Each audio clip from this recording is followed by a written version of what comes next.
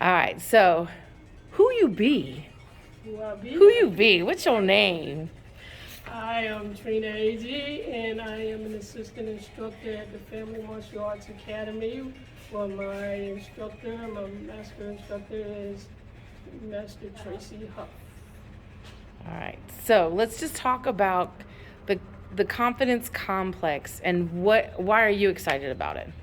I'm excited about it because I see in the students that I train how when they come in, they're introverted, they're shy, they have a lot of self-doubt, and we teach them and we let them know that you don't have to be perfect, but you just have to give us your best. And after a while, we see those that are holding on to their parents' leg and who are crying to get on the mat are now crying because they have to get off the mat.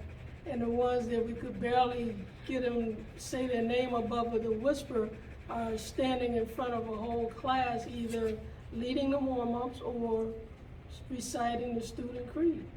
And it's amazing to see the change that is brought out in them, how we build that in them and we bring it out of them. It's always been in them, but we encourage them Yeah. to strive, to try. You know, I had one student the other day talk about he couldn't do something that he was just learning to do. And it was like, I can't do this. And I said, don't tell me what you can't do until you try. You can do it. You have to try it first. The biggest failure in life is never starting.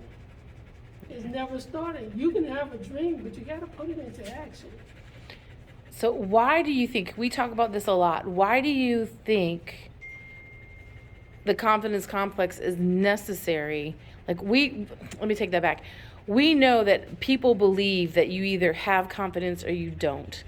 And we know that it has to be built. So talk a little bit about that and go back to like one of the first things you did where you had to push through that fear and do it, right? Because that's where we get to meet the students. So talk about that. Confidence is about facing your fear. And like you say, punching failure in the face. Punch it in the face. I don't feel that I failed. I either learn or I succeed. Because if I don't succeed, I'll learn how to make it better the next time so I do succeed. So I don't see myself as failing at anything. I either succeed at it or I learn from it. One of the biggest fears I had to overcome was my fear of heights. And when I joined the military, when I joined the Army, I signed up to be a paratrooper, to jump out of planes. And it was like the very first time that plane door opened, I was like, what was I thinking? And then I got to the door and I'm looking down and I was like, what was I thinking? I said, I know I have a very severe fear of heights. Why am I up in this plane like 1,200 feet off the ground with a piece of fabric attached to my back that may not hold me? But I took that leap of faith. I trusted myself to remember my training and to apply it. And that is the biggest fear I've ever had to overcome. Jumping out of that plane. And it was like, okay, I can do this. No problem.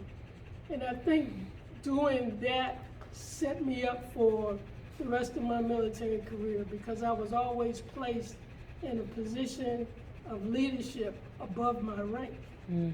And I came to terms with the fact that if other people had that much confidence in me, why shouldn't I have that same amount of confidence in myself? So I was like, okay, I'm not scared. I'll do it. I'll either succeed or I'll learn. So let's talk. Because I always like to talk about this to people as well as like punching failure in the face starts with like overcoming that fear. Like a lot of people let the fear of whatever they think might possibly happen stop them. So talk about a time where that was the case for you, and then how you kind of got over that hump. Walking into that dojo. Well, insert evil laugh. Walking into that dojo, and the name Family Martial Arts Academy, the word family in the title of it drew me in. And I was like, okay, so there's more than just kids in here. And I overcame the fear of being the tallest, the oldest person on the mat at the time. And the first time I had to test, and I had to break an actual board, and I was like, really? And I was like, oh, okay. This is gonna hurt. I know it's gonna hurt. I think it's gonna hurt. I hope I don't break my hand. But I got past that fear, and I broke it. And I was like, oh, that wasn't so bad. Did it hurt? A little bit, but I wasn't used to breaking a board, so of course it hurt. But the more I tested and the more boards I broke, and I was like, great. And now, and don't hold me to this, I would like to be able to break 2 boards at one time. But not right now. But not today. Not I'm this working minute. I'm working up. Yeah, we're working on it. We're working on it. Excellent. All right. And then the other thing that I find that people usually stops them from stepping into who they're supposed to be is their past. So is there something from your past? And it could be a positive thing or a negative thing. Sometimes the positive things stop us because we're like, I'm comfortable. Or sometimes it's believing other people's believing what other people say about us that stops us. So where did that happen to you, and how did you overcome that?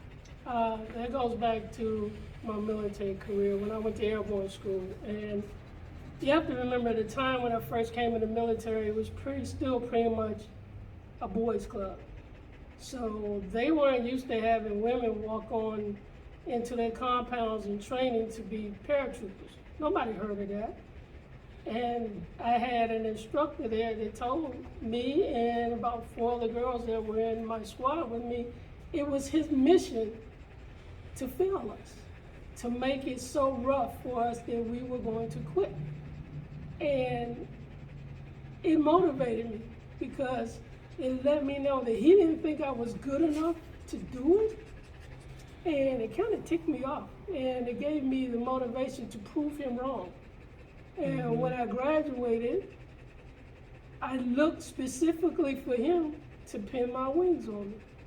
I wanted him to know, you didn't break me. You didn't even bend me. All you did was motivate me to overcome any doubts I may have had in myself. Okay. And then last question. I know you're like, finally. So last question is, how has having confidence allowed you to build the life that you want? I'm not going to say I'm fearless, but I am.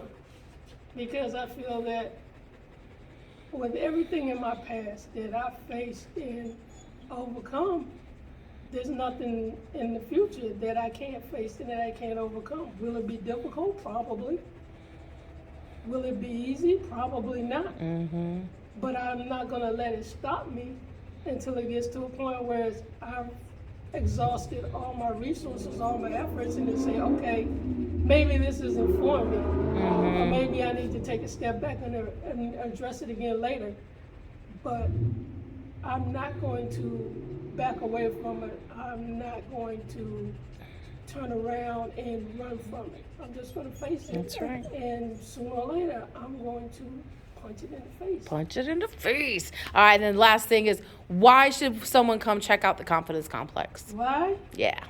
Because we're going to give your kids, we're going to give you an avenue to prove to yourself that you can do what other people or even yourself may tell you you can't do. There's no such thing as can't unless you never try. That's right. All right, so July 7th and 8th, Confidence Complex grand opening weekend. Come check us out. We will see you there.